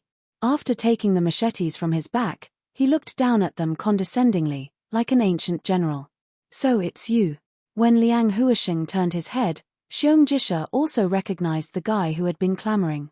His 2 blades clashed against each other, and the sound of steel clashing resounded through the mountain forest, scaring Liang Huisheng into retreating again and again. However, there were also 4 strong men from the Miao tribe behind them. Liang Huisheng found that he could neither advance nor retreat. He was so embarrassed that his face turned red. You. Liang Huisheng pointed at the 2 groups of people with trembling fingers. A man from the Miao tribe behind Xiong Jiliu smiled evilly and said, I forgot to mention that our surname is also Xiong. Are you looking down on us Miao people? Are you looking down on Xiong people? All of you, collude with each other. That brat must be up there. How could Liang Huisheng not understand at this time? It was clear that they were not allowed to come into contact with the Poplar Fruit. However, even if he knew that Poplar Fruit and the rest were in Xiong village, what could he do? Now that Liang Huisheng was stuck in this mountain, even if he was a dragon, he would still have to coil up. Just you wait. In the end, Liang Huisheng, who could not bear to leave this person behind, finally gave in under Captain Wu's persuasion. He got into the car and poked his head out to point at the Miao men who were calmly standing in the distance with swords in their hands. He yelled, Just you wait. I don't believe that you won't leave the mountain for your entire life. Drive. What the hell are you doing? Are you stupid? In the midst of the clamor and cursing, several cars drove away from the people's sight. Xiong Jisha and the others didn't take Liang Huasheng's words to heart. They looked at each other and smiled. They were all relatives, so they put down their swords and started chatting. This time, Liang Huisheng had lost all his face. After he went back, He would definitely take more crazy revenge. It was not that Xiong Jisha and the others didn't understand, but they were not worried at all. As Liang Huisheng said, I don't believe that you won't leave the mountain for your entire life. For these Miao people, they didn't have many opportunities to go down the mountain. As long as they stayed on the mountain, Liang Huisheng couldn't do anything to them even if his father was the mayor. Such a threat was really not painful at all. Of course, for Poplar Fruit and the rest, it was another matter. Xiong Jisha called Poplar Fruit and the rest back from their hiding place and warned them seriously, you guys be careful. Don't go to the county in the near future. I think so too. Do you think that those young masters will set up roadblocks in front of us? Fat Dragon said in fear. Look at your courage. Zhang Yujie laughed. She patted Fat Dragon's shoulder and said, Fatty, what are you afraid of? We'll deal with whatever comes our way. Are you worried that we can't deal with these little guys? She was a little depressed from being hunted down today. She made up her mind to ask her family after going up the mountain. As long as her father was willing to help, it would be as easy as killing an ant to deal with a county magistrate in a poor place. Poplar Fruit didn't want to ask for help. He thought that Zhang Yujie had the same idea as him. He smiled and said, That's right, Fat Dragon. Hurry up and find more evidence. Let's wrestle with these big worms. I don't believe that no one can deal with them. Brother Yang, let's go up the mountain. Master can't wait to see you. Xiong Jisha came over to help Yang Guo share some of the burden, and honestly said. His current simple and honest expression was completely different from his previous majestic appearance. When they went up the mountain, Kiki was the happiest and proudest one. Zhang Yujie was a girl, and Fat Dragon was a big fat man. In order to take care of them, Poplar Fruit not only carried everything with Xiong Jisha, but also didn't let Zhang Yujie hold Kiki. Poplar Fruit had something in his hands, so he couldn't free his hands to hold his daughter. He could only let Kiki sit on his neck. This time, Kiki grew taller.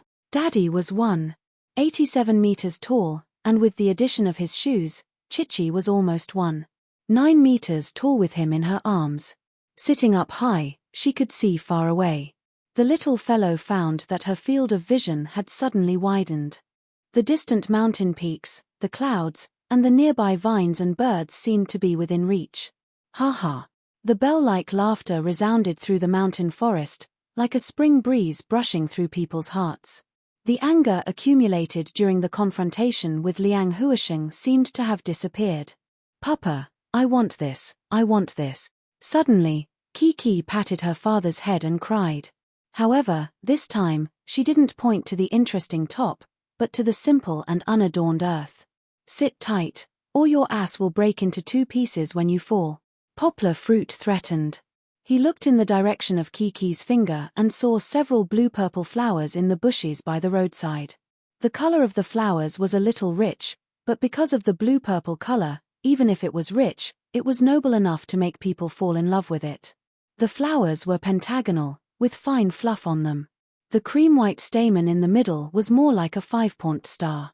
Its cream-white color was in sharp contrast with the thick purple petals. This is Platycodon.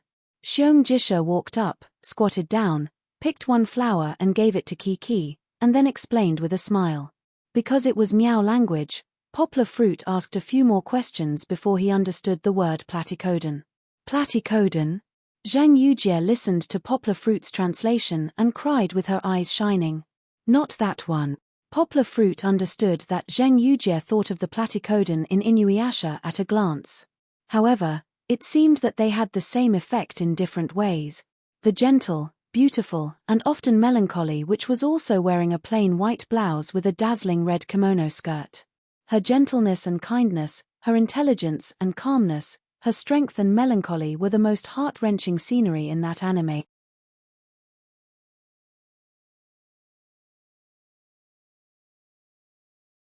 Chapter 590. Huff huff, huff huff. Fat Dragon's panting was as heavy as an old bellows. His breath with bad breath constantly sprayed onto Poplar Fruit's face. Poplar Fruit really wanted to slap him down the mountain. Climbing a mountain was no different from a mountain of knives and a sea of fire for a fat man. Fat Dragon could not even walk for 10 minutes.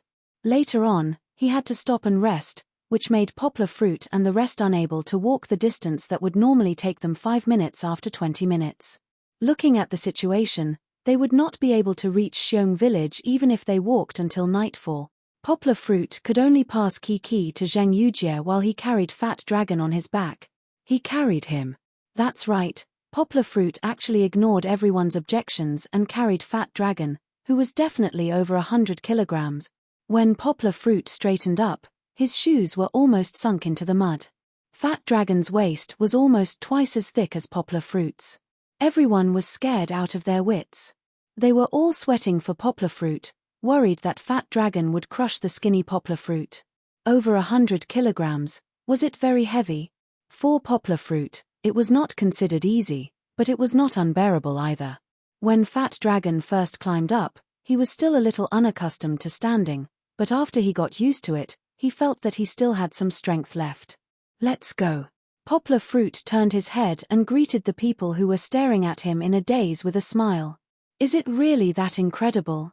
Look at your jaws, they're about to fall off. Zheng Yujie came up with an intoxicated look on her face.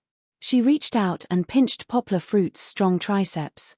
She said exaggeratedly, "TSK TSK, Poplar Fruit, I didn't expect you to be so muscular despite being so skinny." Although he knew that Zheng Yujie's expression was fake, Poplar Fruit still felt very uncomfortable when she touched him in front of so many people. He quickly carried Fat Dragon and strode forward as if the 100-kilogram fat man was nothing more than a school bag on his back. It was not easy to get back to Xiong village. Fat Dragon had been lying on Poplar Fruit's back the whole time. Although it was a little bumpy, he had enough rest and became the most energetic after getting down.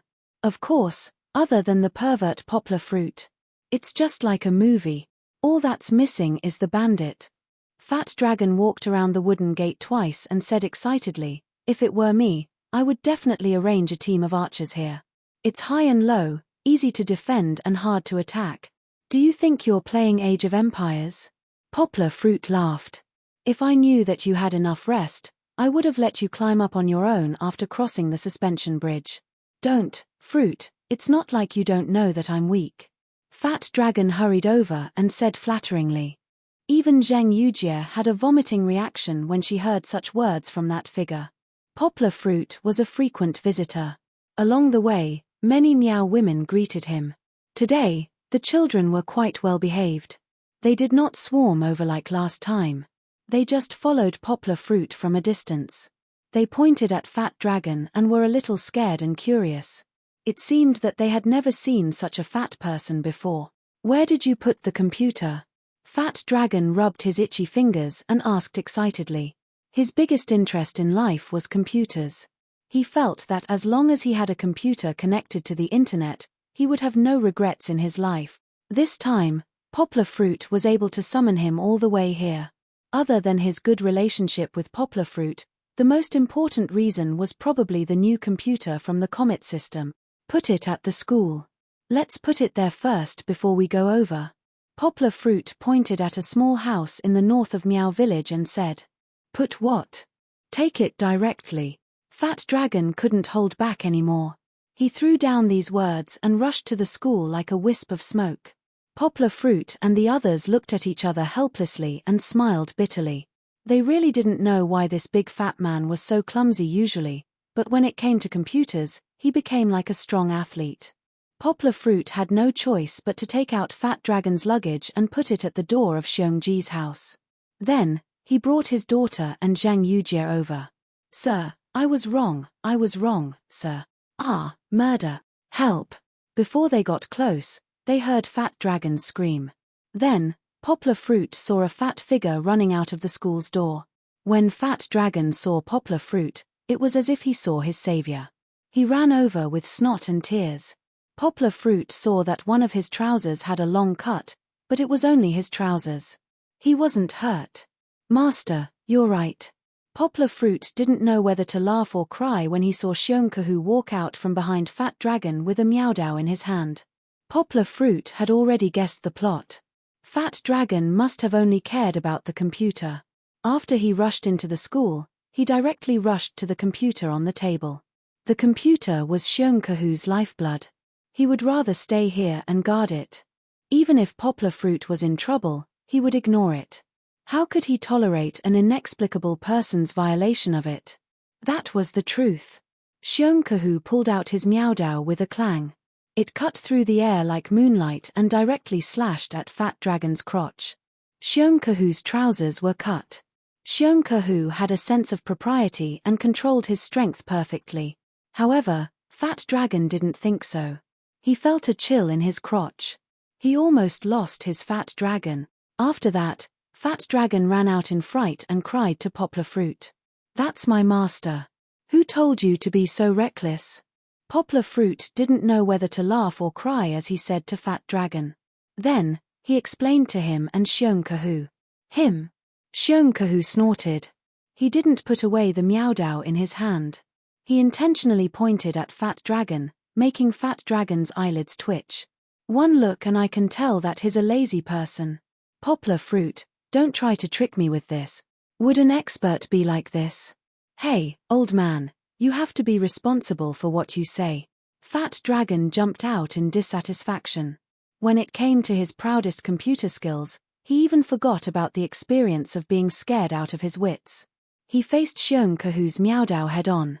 "What do you mean I'm not an expert? Then why don't you find one for me to see? Let's see who's better. Both of you, stop arguing." Poplar Fruit quickly mediated between the two. "Master, you don't understand computers. There are many experts like him. They stay at home every day. Fat Dragon, you should stop talking. This is my master. He's your elder. Even so, he shouldn't be so annoying," Fat Dragon said unhappily. However, he only mumbled. He was afraid of Poplar Fruit's anger. As for Xiongkahu, he snorted coldly and put away his Meowdao. However, his face still showed disdain and disbelief.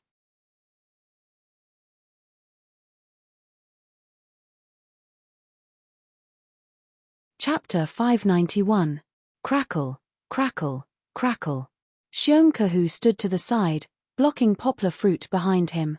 He looked at Fat Dragon with a pained expression. To be exact, he was looking at his thick fingers frantically typing on the keyboard. It was as if he was looking at a delicate flower being bitten by a dog. He had the urge to chop this bastard up with a knife. Fat Dragon did not sense the danger at all. His eyes were shining, and he was typing codes that no one could understand in the command prompt. He said without raising his head, "Fruit, where did you find this computer? There is actually such a talent in the country. His idea of opening up a new path is very innovative in the eyes of the whole world. How is it?" Poplar Fruit asked curiously, "Can this computer be used? Why can't it be used?" After Fat Dragon finished typing the code, he habitually pressed the enter key with his middle finger. Then, he stared at the computer that was crazily refreshing Windows and said, "Don't think of it as a normal computer. Just think of it as an enlarged version of a superphone. TSK, this configuration is still very high. Of course, it is not without shortcomings." Fat Dragon clicked his mouse twice and continued to ramble on. "This guy, is called K-Bird, rookie. He even left his name in the system. This is not a good habit for a hacker. I digress. He has the ability, but compared to Fat Dragon, there is still a big gap. Anyway, I think this system has a lot of loopholes. The functions are too simple and crude. It needs to be improved." Fat Dragon's words were somewhat unconstrained. He said this and that, which made Poplar Fruit confused. Not to mention Kiki, who was bored from the beginning. "Aya. Papa, Kiki wants to go out and play." Kiki forcefully pulled Poplar Fruit's hand, stomped her feet and shouted angrily. Papa tilde. The sweet voice made Poplar Fruit temporarily shift his attention to her. "Go, you have to be careful. Don't go to the mountains with your brothers and sisters to play. Don't dirty your clothes, do you understand?" After Poplar Fruit became a father, nagging had become a habit. Zhang Yujie, who was next to him, covered her mouth and snickered. "What are you laughing at?" Poplar Fruit asked Kiki to go out and join his friends who were leaning against the window. Then, he turned around and glared at Zhang Yujie. "I'm laughing at you for being long-winded. You're just like an old mother. Zhang Yujie retorted without hesitation. I'm worried about you. As a father, I'm worried, so I said a few words. How can you call me long-winded?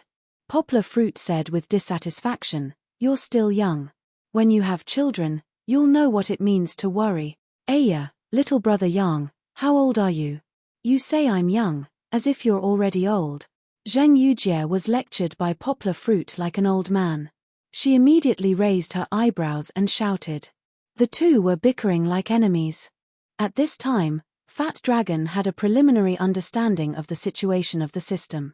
He pulled out a data cable and connected it to his mobile phone. Fat Dragon's mobile phone really can't be called a mobile phone. After Fat Dragon's DIY assembly, this overly thick mobile phone not only has strong performance, but also can be used as a portable hard drive. As much as 1 TB of storage space, it was stuffed with a lot of hacking tools that Fat Dragon programmed himself. This is also the reason why Fat Dragon didn't bring a computer with him this time. Xiongkahu looked at Fat Dragon with a puzzled face as he used a rope to tie a brick to the computer. He couldn't hold it in anymore. His big hand pressed on Fat Dragon's mobile phone. He looked at Fat Dragon with a vigilant face and asked, Little Fatty, what are you doing? Ari. Sir, can you not interfere with my work? Fat Dragon hugged his head and cried out. What am I doing? Of course I'm programming. I don't blame you if you don't understand, but why do you keep interrupting me? Hehe, although this old man doesn't understand, I'm not senile. You just hit my computer and I'll tolerate it. Now you want to hit it with a brick. You don't want to leave here alive, do you? Xiongkahu glared at him with his bell-like eyes and shouted with a murderous aura. There were only two kinds of people who could ignore Xiongkahu's murderous aura. One was a freak like Poplar Fruit, who was a level higher than him. The other was a nerd like Fat Dragon, who didn't know what it meant to seek death. He only felt that the surroundings were a little cold, but he didn't believe that Xiongkahu would do anything to him. He thought to himself, hey, old man, don't think that I don't know that you only know how to scare people. Fruit. Fat Dragon was unreasonably interrupted by Xiongkahu, so he could only helplessly ask Poplar Fruit for help. Why is your master always in my way? Poplar Fruit walked over, but Xiongkahu jumped out and blamed Fat Dragon. I'm in your way? Who told you to have evil intentions? Poplar Fruit, look at this brick. He must be planning to break our computer. Also, you hit it so hard just now. Although I don't understand, you didn't hit it so hard in the past. Poplar Fruit looked at the two of them and didn't know whether to laugh or cry. Master, you've really misunderstood. This isn't a brick. It's just a phone that looks more like a brick. And Fat Dragon, you also need to change your bad habits. Why did you hit the keyboard so hard? There's a mainframe under the keyboard. Our computers will be used by our children in the future. Take it easy and don't break it. Poplar Fruit didn't help either of them. At noon, Poplar Fruit brought Zhang Yujie to find Kiki for lunch. Fat Dragon, however, refused to move. He was completely focused on this new toy. Not only that, but he was also confused about the outside world. Poplar Fruit called him a few times, but this guy actually took out a wrinkled 50 yuan note from his pocket and handed it to Poplar Fruit. Fruit, I don't want to eat anymore. Help me buy an M&A, I want a Big Mac. Yes, a set meal. M&A your ass. Poplar Fruit was speechless. This guy thought that he was still in his hometown in Guangdong province. How could he buy a M&A in the middle of nowhere? Poplar Fruit had no choice but to finish eating and give it to him. Xiongkahu, who didn't want to give up, also brought food over. When they returned, Poplar Fruit found that Fat Dragon had left the computer and was sitting cross-legged without caring if the floor was clean or not. Beside him was a pile of strange equipment bought from the county. What are you doing? Zhang Yujie curiously pulled open a plastic bag to take a look. Don't move. Fat Dragon shouted. Don't lose the parts. His voice was filled with dissatisfaction and almost scared Zhang Yujie. TSK, I won't move then. Zhang Yujie threw down the bag in disdain. She also saw that there were a bunch of wires and screws inside. This made her completely lose interest. You're tuning in to the Dreamy Chapters YouTube channel. We're so grateful for your support, and don't forget to subscribe to join us on this incredible journey through captivating stories. Your generosity through donations truly makes a world of difference, as it's the primary source of revenue that allows me to expand and enhance this channel for you. Thank you from the bottom of my heart for being a part of this adventure.